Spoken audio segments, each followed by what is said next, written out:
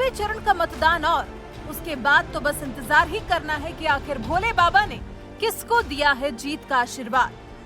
भोले बाबा का आशीर्वाद इसलिए क्योंकि जिस तरह से आखिरी मतदान से पहले बाबा का आशीर्वाद लेने के लिए दिग्गजों की भीड़ वाराणसी की तरफ दौड़ पड़ी है, उससे तो यही लगता है कि जिसे भोले बाबा का आशीर्वाद मिल जाएगा उसे ही 2022 विधानसभा चुनाव का ताज मिल जाएगा। इस बात में अगर सच्चाई नहीं होती तो क्यों यूपी का बड़े से बड़ा दिग्गज बाबा के ही चरणों में लोट लगा रहा है, फिर चाहे वो सत्ता हो या फिर विपक्ष, सीएम योगी हो या फिर अखिलेश, राहुल हो या फिर प्रियंका गांधी या फिर हो देश के प्रधानमंत्री नरेंद्र मोदी। आखिरी चरण के मतदान से पहले तो काशी इन्हीं दिग्गजों से खचाखच भरी दिखाई दी, तभी तो कहा जा रहा है कि बाबा ने जिसे आशीर्वाद दे दिया होगा उसने ही यूपी को जीत लिया होगा। वाराणसी समेत प्रदेश के 9 जिलों में विधानसभा चुनाव के लिए मतदान हो रहा है। इस चरण के लिए प्रधानमंत्री नरेंद्र मोदी, समाजवादी पार्टी, कांग्रेस समेत कई प्रमुख दलों के प्रमुख नेता बनारस में ही दिखाई दिए। पिछले कुछ दिन में तो काशी जैसे देश के राजनीतिज्ञों से भर गई हो।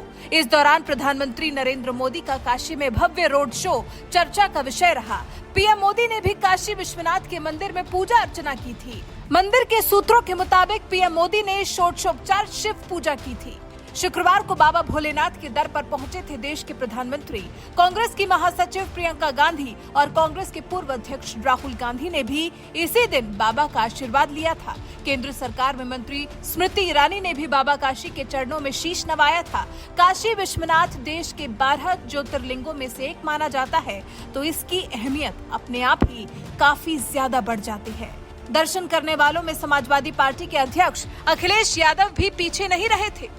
उनके भी रोड शो की चमक पूरे बनारस ने देखी थी। शुक्रवार को ही रोड शो के बाद बाबा भोलेनाथ के आशीर्वाद के लिए पहुंचे थे सपा अध्यक्ष। इन सब से पहले पश्चिम बंगाल के मुख्यमंत्री ममता बनर्जी बुधवार को ही काशी पहुंची थी। अखिलेश के पक्ष में माहौल बनाने उन्होंने भी काशी के बाबा के दर्शन किए थे।